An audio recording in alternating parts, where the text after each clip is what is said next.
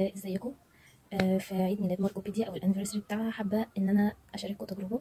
التجربه دي علمتني كتير قوي على مدار السنتين.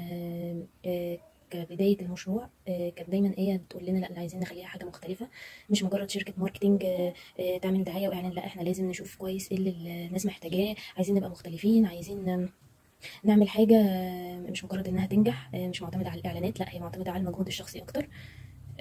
فبجد كانت بتشجعنا دايما.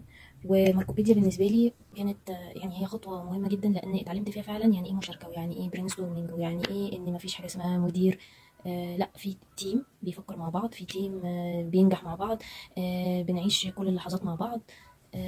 وكمان ايه على المستوى الشخصي يعني دايما تشجعنا سواء في الحلو او الوحش. هي بالنسبه لي مثال للتيم ليدر فعلا.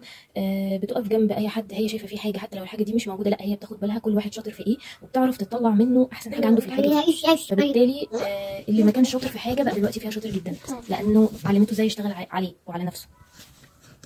بس يعني اعذروني، هي شركتي في هذا النجاح في ماركوبيديا يعني.